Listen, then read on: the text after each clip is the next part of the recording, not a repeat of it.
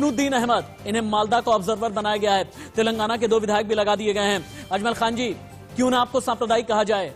आप तो बीजेपी वालों को सांप्रदायिक कहते हैं ना, क्यों ना आपको सांप्रदायिक कहा जाए, क्योंकि आपकी नजर सिर्फ मुस्लिम वोट बैंक पर होती है।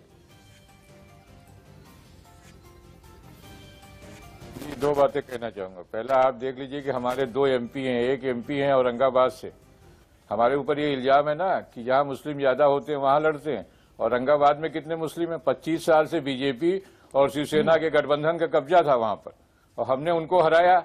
तब आपने क्रेडिट नहीं दिया, किसी और लोगों ने ये बात नहीं कही। अभी प्रतापगढ़ में बाई इलेक्शन हुआ था 2019 में, 12% मुसलमान रहता है, वहां हमारा कैंडिडेट लड़ा और सारे जो ये सेकुलर दल है उनसे आगे आया, बीजेपी से हम हार गए, वो अलग बात है। तो ये कहना, ये इल्जाम लगा। और मैंने कहा ना कि दूसरी बात ये, कोई कमेटी कोई कमीशन हमने अपॉइंट नहीं किया, हम कहीं गवर्नमेंट में नहीं थे।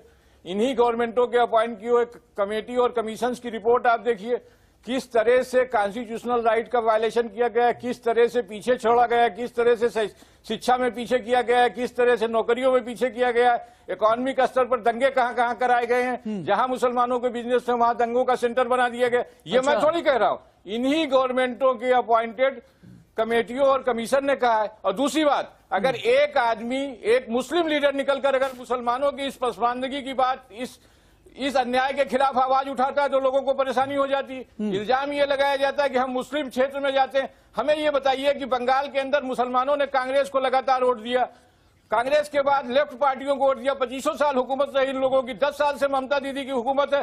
तो जो रिपोर्टें आई हैं उसमें इतना शैक्षिक तौर पर, एकाडमिक तौर पर पिछड़े हुए लोग क्यों हैं? क्यों लोग इनसे सेटिस्फाइड नहीं है, ये बताइए। सारी दिक्कत इस बात की हो जाती है, कॉन्स्टिट्यूशन के अंदर जो हमारा राइट है कि हम लोगों की बात कर सकें, एज ए लीडर हम बात करते हैं तो दिक्कत है। अगर टीएमसी का लीडर बात करे बहुत अच्छा, कांग्रेस का करे बहुत अच्छा, बीजेपी का कर दे और बहुत अच्छा। वो सारे लोग जो भगत सिंह के बलिदान को नकारते थे और ये कहते थे कि अपनी जान बचा के रखो, मुसलमानों के खिलाफ लड़ना है, उनकी पार्टी भी सबका साथ सबका विकास की बात करे बहुत अच्छा। एक मुस्लिम लीडर बोल दे तो सब सांप्रदायिक हो गया। कैसा, किस तरह का स्टैंडर्ड है ये नेहा जोशी जी, अपनी बात बहुत फैक्ट के साथ में अजमल खान जी कह रहे हैं।